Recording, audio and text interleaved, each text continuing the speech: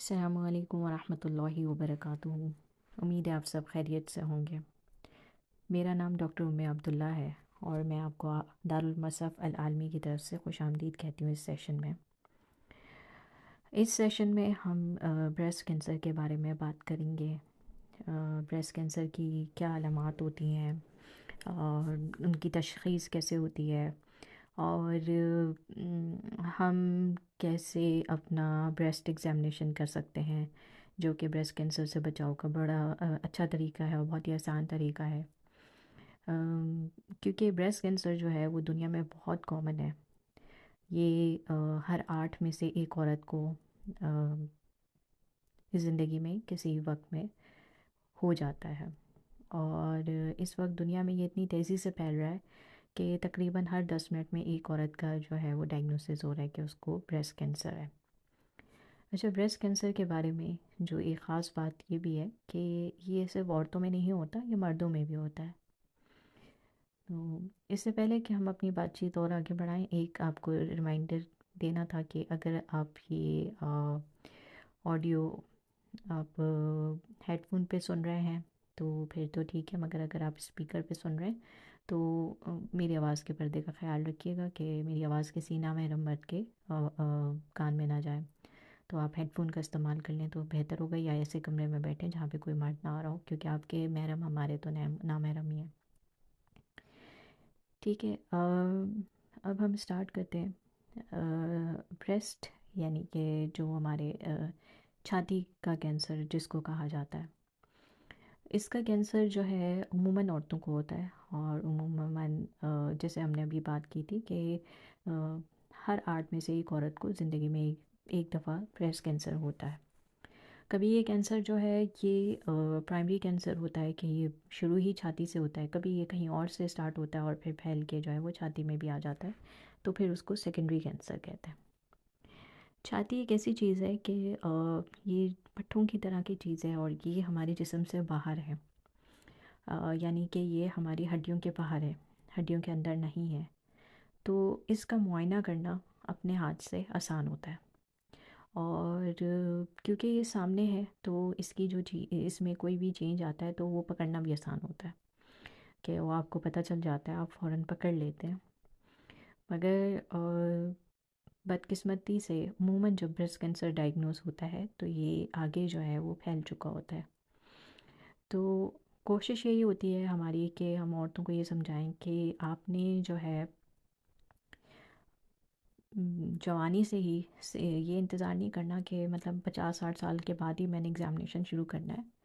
اپنے ہر menstrual cycle میں، یعنی کہ جو آپ کے پیریڈ سٹارٹ ہوتے ہیں تو وہ جب پیریڈس ختم ہو جائیں اس کے بعد آپ کے چھاتی کی جو اس میں تھوڑی سی ٹینڈرنس آ جاتی ہے، مطلب تھوڑی سختی ہوتی ہے، تھوڑا درد ہوتا ہے ڈیورنگ اور بیفور مینسس، یعنی کہ پیریڈ سے پہلے اور پیریڈ کے دوران جو ہے تھوڑی سی اس میں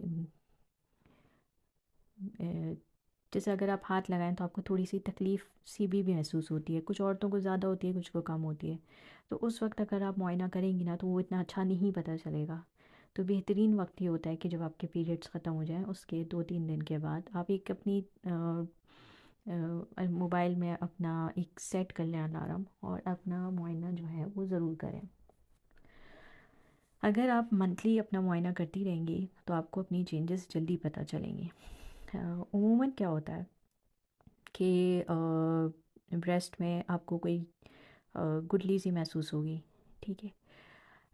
یہ جو گٹلیاں ہوتی ہیں یہ ویسے بھی اگر جو لوگ شادی شدہ ہیں جو دودھ پلاتی ہیں تو ان کو بھی پتہ ہوگا کہ کبھی کبھی یہ نارمل بھی بن جاتی ہیں، ٹھیک ہے۔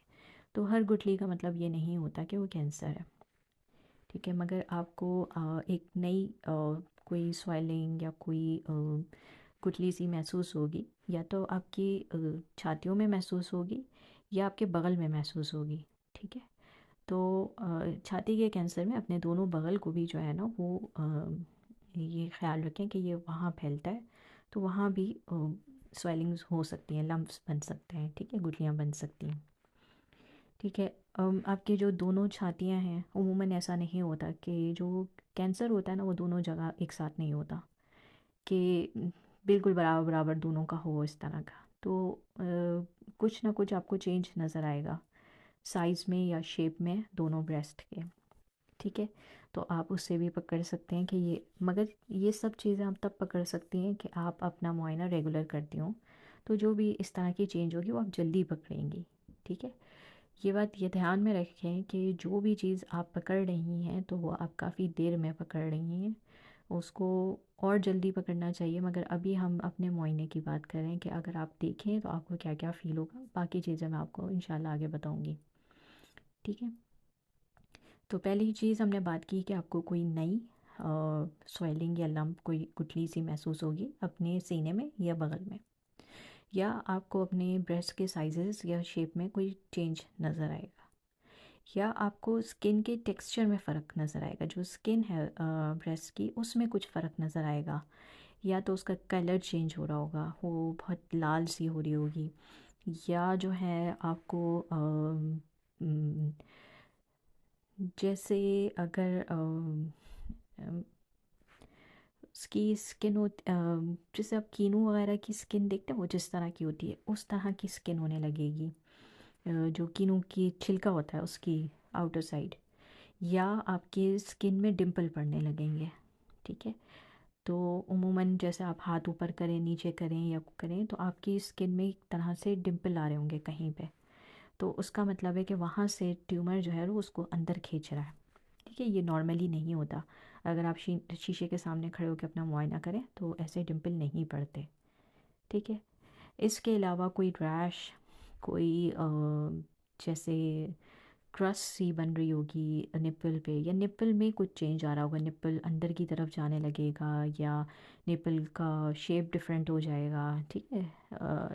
عموماً اگر کینسر اندر ہوتا ہے تو وہ اپنی طرف اسکن کو کھینچنے لگتا ہے، تو نپل اندر دبنے لگتی ہے، ٹھیک ہے؟ یا نپل سے کوئی ڈسچارج آنے لگے، اسپیشلی خون والا ڈسچارج اگر آتا ہے، جو کہ عموماً نہیں آ رہا، دودھ پلانے والی خواتین بھی جو ہوتی ہیں تو ان کو دودھ آ رہا ہوتا ہے، وہ دودھ صاف ستھرا ہوتا ہے، تو اگر آپ کو پیلا، لال یا کسی بھی طرح کا ڈسچارج وغیرہ آ رہا ہے تو آپ کو اس کو دیکھنے کی ضرورت ہے کہ کہیں آپ کو کوئی انفیکشن تو نہیں ہوا، اور اگر بہت مطلب اگر آپ نے علاج بھی کروا لیا، اینٹی بائیوٹک وغیرہ دے لیا اور دیکھ بھی لیا ڈاکٹر نے، اس کے بعد نہیں ہو رہا، تو عموماً وہ آپ کو میموگرام کروانے کو بولیں گے اور بائپسی کروانے کو بولیں گے، الٹرا ساؤنڈ کروانے کو بولیں گے، ٹھیک ہے؟ تو یہ عموماً آپ کو بریسٹ میں چینجز ملتی ہیں جو کہ عموماً بریسٹ کینسر کے سائنس اور سمٹمز ہوتے ہیں، ٹھیک ہے؟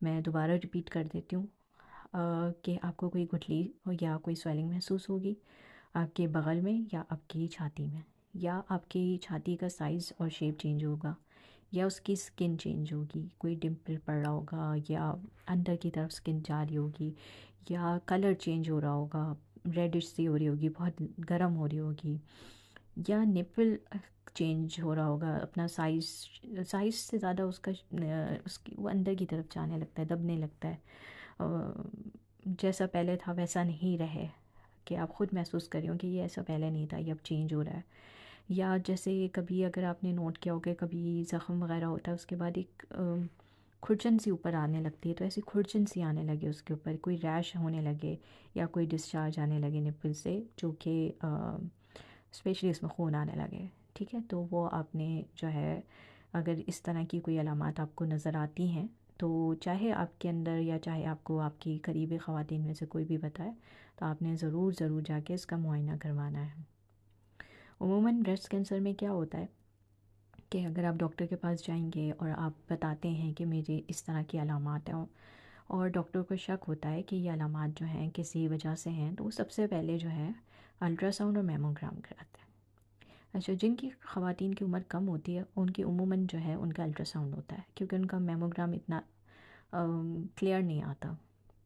کچھ ہمارے بریسٹ کا، چھاتی کا ٹیکسچر اس طرح ہوتا ہے کہ میموگرام جو ہے وہ ذرا 50 سال کی عمر کے بعد جو خواتین ہوتی ہیں ان کا کلیئر آتا ہے، ورنہ خواتین میں وہ عموماً اتنا سفید ہوتا ہے کہ جو اندر گٹھلیاں وغیرہ بن رہی ہوتی ہیں کیونکہ وہ بھی سفید ہوتی ہیں تو وہ پکڑا نہیں جاتا اس میں، ٹھیک ہے؟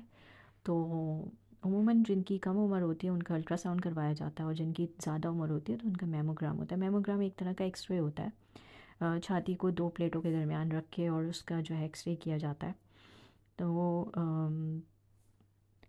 ان دونوں کو ساتھ، کبھی دونوں کو ساتھ بھی کروایا جاتا ہے. اس کے بعد آپ کو اندازہ ہوتا ہے کہ آپ کو کس طرح کی پکچر مل رہی ہے.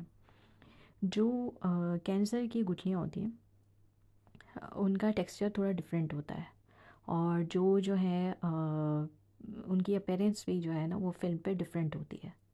تو اگر آپ کو فلم میں ایک جیسے گول سی بالکل اور اس طرح کی مل رہی ہے، تو وہ عموماً جو ہوتی ہے وہ نان کینسرس گٹھلیاں ہوتی ہیں. اور اگر آپ کو تھوڑی سی ڈفرینٹ ٹائپ کی اسٹار شیپ یا اس طرح کی ٹائپ کی مل رہی ہیں، تو وہ عموماً کینسرس ہوتی ہیں. ٹھیک ہے، وہ ڈاکٹر ہی آپ کو دیکھ کے بتا سکتے ہیں. ٹھیک ہے، تو عموماً پھر اس کے بعد اگر ان کو شک ہوتا ہے کہ یہ کینسرس ہیں، تو وہ پھر آپ کو بولیں گے کہ آپ بائیوپسی کروائیں. پھر وہ آپ کی بائیوپسی لیں گے، آپ کا تھوڑا سا وہاں سے ٹیشو نکالیں گے. اور یہ کوئی بہت بڑا پروسیجر نہیں ہوتا، چھوٹا سا ہوتا ہے. اس کے ذریعے وہ دیکھتے ہیں، پھر اس کو بھیجتے ہیں اور ٹیسٹ کرا جاتا ہے.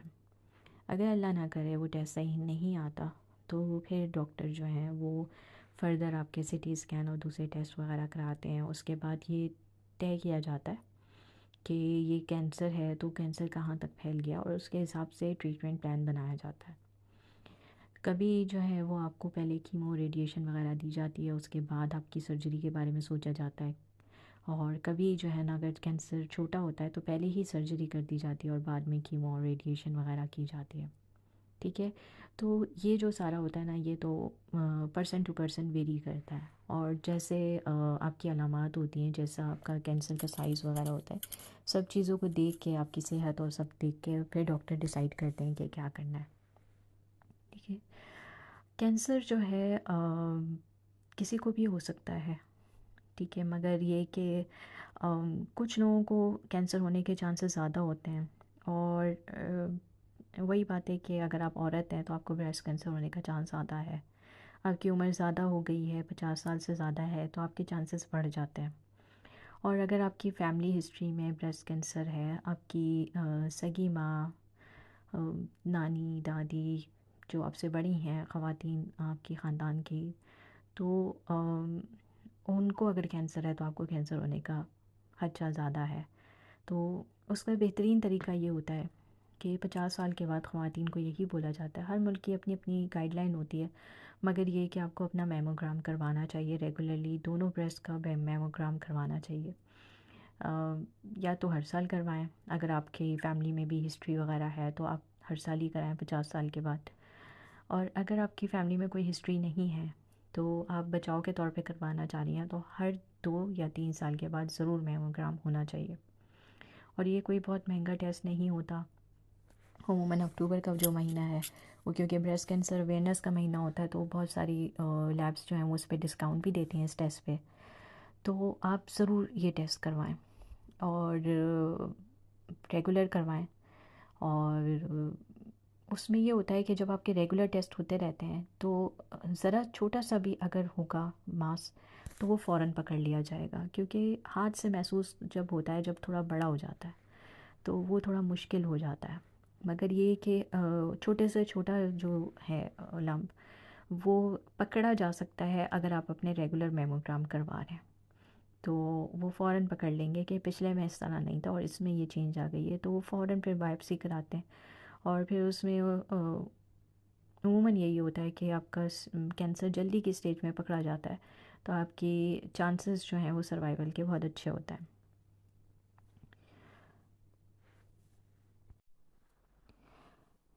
بریسٹ کینسر سے بچنے کا جو سب سے بہترین طریقہ یہ ہے کہ جیسے میں نے آپ کو بتایا کہ آپ اپنے بریسٹ کا معائنہ کریں. اور بریسٹ جو ہے وہ ڈفرینٹ سٹیجز جو ہوتی ہیں ہماری مینسٹرل سائیکل کی، یعنی کہ مینسز کی، پیریڈس کی، اس میں ڈفرینٹ فیل ہوتا ہے. تو آپ نے اپنا ایک ٹائم سیٹ کرنا ہے کہ میرے جیسے پیریڈس ختم ہوتے ہیں تو میں اس کے 3-4 دن کے بعد اپنا ٹیسٹ کیا کروں گی. اس وقت آپ نے کیا کرنا ہے کہ آپ نے کسی ایسے کمرے میں رہنا ہے جہاں بڑا سا شیشہ ہے، یا آپ باتھ روم میں چلے جائیں تاکہ آپ پرائیویٹلی آرام سے بالکل سکون سے اپنا معائنہ کر سکیں. ٹھیک ہے، پھر آپ شیشے کے سامنے کھڑے ہو کے آپ نے جو ہے نا وہ اپنے ہاتھ جو ہے وہ دونوں سائڈ پہ رکھنے اور اپنے آپ کو شیشے میں دیکھنا ہے. ٹھیک ہے، تو اس طرح آپ کو پتہ چلے گا کہ آپ کے بریسٹ جو ہے وہ نارملی کیسے لگتے ہیں. پھر آپ نے اپنے دونوں ہاتھ جو ہیں وہ اوپر اٹھا لینے ہیں ٹھیک ہے، بالکل اسٹریٹ اوپر کر لیں، اور اس کے بعد اپنے بریسٹ اور اپنے بغل کو دیکھیں کہ وہ کیسے فیل ہو رہا ہے. ٹھیک ہے، یہ معائنہ آپ شاور لیتے ہوئے بھی کر سکتی ہیں، کیونکہ ظاہر ہے اس کے لیے آپ کو کپڑے اتارنے ہیں، آپ کو ایک پرائیویسی چاہیے. تو جہاں پہ بھی آپ پرائیویٹلی کر سکیں، یا تو اپنے بیڈ روم کا دروازہ بند کر کے اور وہاں پہ چیک کریں. ٹھیک ہے، مگر آپ کے سامنے شیشہ بھی ضرور ہونا چاہیے. ٹھیک ہے، تاکہ آپ کو جو ڈمپل وغیرہ ہیں وہ آپ کو دیکھنے میں پتہ چل جائیں گے. اس کے بعد آپ نے اپنی جیسے اپنا رائٹ بریسٹ پہلے چیک کرنا ہے، تو آپ اپنے لیفٹ کے ہاتھ لیں گے اور پہلے چیک کر لیں کہ آپ کے ہاتھ ٹھنڈے نہ ہوں. ٹھیک ہے، کیونکہ جب سردی کا موسم ہوتا ہے، ہاتھ ٹھنڈے ہوتے ہیں، تو ایگزامینیشن کرتے ہوئے پھر آپ اتنے کمفرٹیبل نہیں ہوں گے. ٹھیک ہے، تو آپ پہلے اپنے ہاتھ کو گرم کر لیں. اس کے بعد جو ہے وہ ایک سرکولر موشن میں آپ کہیں سے بھی سٹارٹ کر سکتے ہیں، آپ اپنے پورے بریسٹ کو فیل کریں. اس کے بعد اپنے ہاتھ کو اپنے بغل کے نیچے لے جائیں اور بغل کو بھی اچھی طرح سے محسوس کریں، دبا دبا کے. ٹھیک ہے، اور آپ کو دیکھیں آپ پہلی دفعہ کریں گے تو آپ کو پہلے سمجھ نہیں آئے گی، مگر یہ کہ آہستہ آہستہ آپ کو اپنا پورا بریسٹ سمجھ آ جائے گا. جو عورتیں دودھ پلا رہی ہیں ان کی عموماً گٹھلیاں ہوتی ہیں، تو وہ پریشان نہ ہوں، پھر بھی ڈاکٹر کو دکھا دیں.